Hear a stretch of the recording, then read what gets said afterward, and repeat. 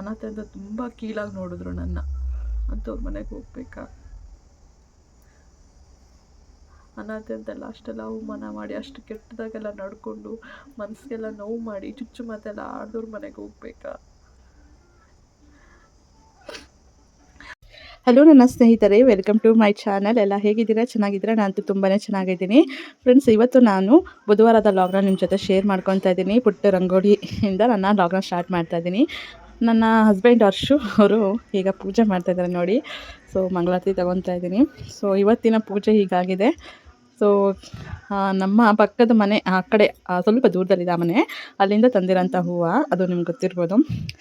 ಈಗ ನಾಗಪ್ಪಗೆ ಹಾಲಿನ ಅಭಿಷೇಕ ಆಯಿತು. ನಾನು ತೊಗೊಂಡೆ ಹಾಲು ತೀರ್ಥವಾಗಿ ಪ್ರಸಾದವಾಗಿ.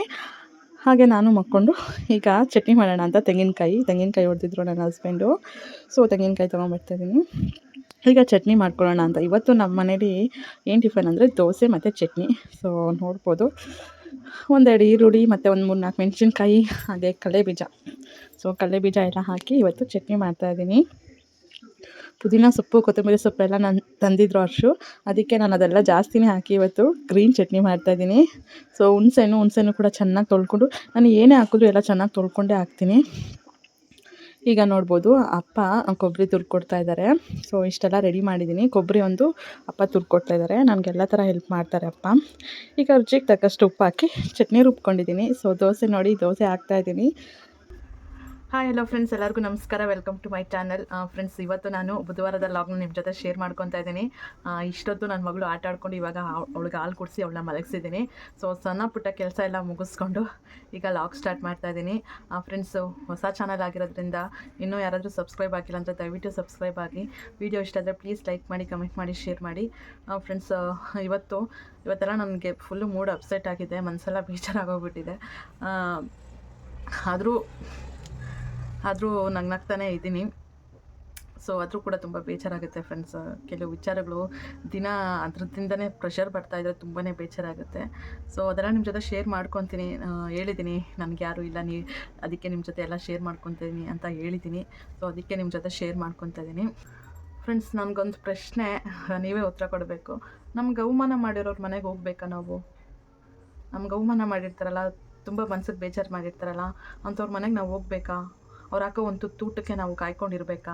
ಅವ್ರ ಮನೆಗೆ ಹೋಗ್ಬೇಕಾ ನಾನು ಅನ್ನೋದು ನನಗೆ ಪ್ರಶ್ನೆ ಆಗಿಬಿಟ್ಟಿದೆ. ಹೌದು ಫ್ರೆಂಡ್ಸ್, ಇವಾಗ ಟಾಪಿಕ್ ಇರೋದೇ ಅದು. ಮನೇಲಿ ಯಾವಾಗಲೂ ವಿಚಾರದ ಬಗ್ಗೆ ಬರ್ತಾನೆ ಇರುತ್ತೆ. ಅವಾಗ ನನ್ನ ಮನಸ್ಸಿಗೆ ತುಂಬ ಬೇಜಾರಾಗ್ತಾನೆ ಇರುತ್ತೆ. ಏನಪ್ಪ ಅಂದರೆ, ನಾನು ಅನಾಥೆ ಅಂತ ನಮ್ಗೆ ಅವಮಾನ ಮಾಡಿದವ್ರು ಅವರು. ತುಂಬ ಮನ್ಸಿಗೆ ನೋವು ಮಾಡಿದವರು, ಚುಚ್ಚಿ ಮಾತಾಡಿದವರು, ನಾನು ನೋಡಿದ ರೀತಿಯೇ ಒಂಥರ ಇತ್ತು. ಚಿಕ್ಕ ವಯಸ್ಸಿಂದನೂ ಅಷ್ಟೇ. ಆ ಥರ ನನ್ನನ್ನು ನೋಡಿದವ್ರ ಮನೆಗೆ ಇವತ್ತು ನಾನು ಹೋಗಬೇಕಾ? ಸೊ ತುಂಬ ಒತ್ತಾಯ ಮಾಡ್ತಾಯಿದ್ದಾರೆ, ಅವ್ರ ಮನೆಗೆ ಹೋಗೋಣ, ಅಲ್ಲಿ ಸ್ವಲ್ಪ ದಿವಸ ಇರೋಣ ಅಂತ. ನಂಗೆ ನಿಜವಾಗ್ಲೂ ಇಷ್ಟ ಇಲ್ಲ. ಅವ್ರಿಗೆ ಎಷ್ಟು 1000 ಸರಿ ಹೇಳಿದ್ರು ಅವ್ರಿಗೆ ಅರ್ಥನೇ ಆಗ್ತಾಯಿಲ್ಲ.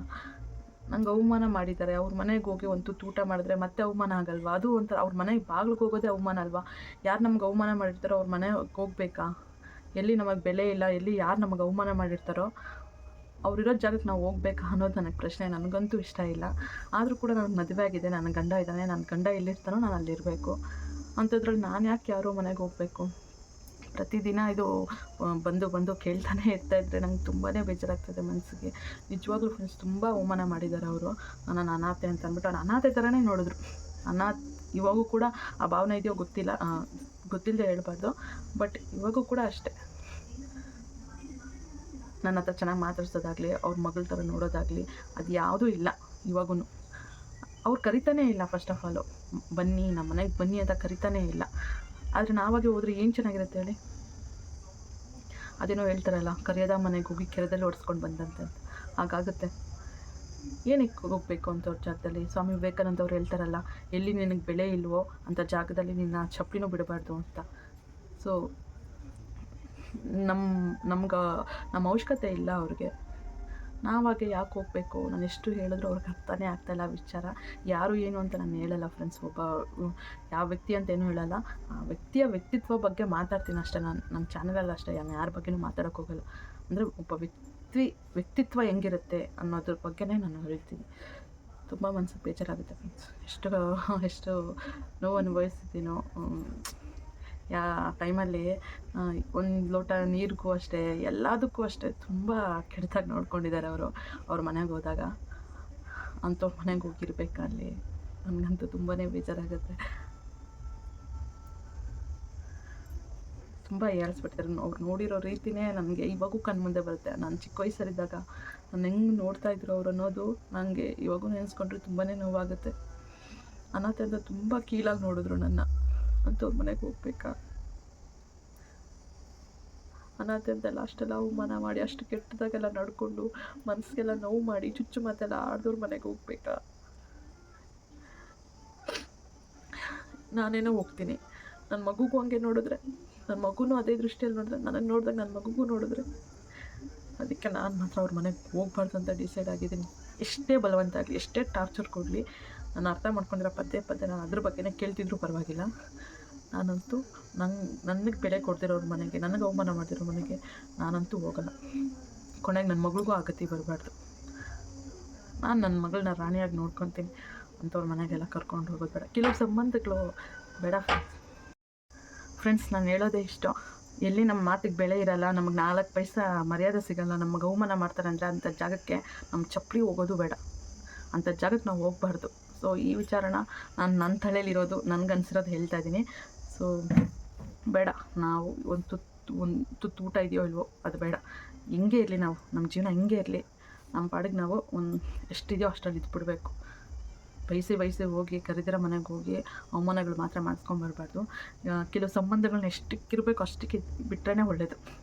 ಅತಿಯಾಗಿ ಹೋಯ್ತು ಅಂತಂದರೆ ಎಲ್ಲದಕ್ಕೂ ಅನುಭವಿಸೋಕೆ ರೆಡಿ ಇರಬೇಕಷ್ಟೆ.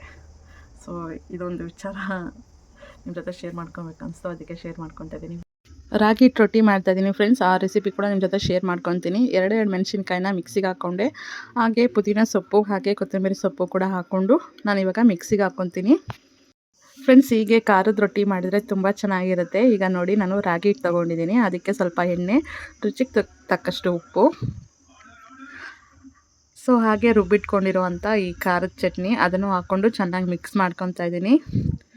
ಸೊ ಇನ್ನು ಇದಕ್ಕೆ ಉಪ್ಪು ಖಾರ ಹಾಕೋ ಏನೂ ಅವಶ್ಯಕತೆ ಇಲ್ಲ. ಹಾಗೆ ಸಣ್ಣದಾಗಿ ಒಂದು ಈರುಳ್ಳಿ ಹಚ್ಕೊಂಡು ಈರುಳ್ಳಿ ಕೂಡ ಇದಕ್ಕೆ ಮಿಕ್ಸ್ ಮಾಡ್ಕೊತೀನಿ. ಚೆನ್ನಾಗಿ ಕಲಿಸ್ಕೊಂಡು ನಾನಿವಾಗ ರಾಗಿ ರೊಟ್ಟಿ ತಟ್ತೀನಿ ಫ್ರೆಂಡ್ಸ್.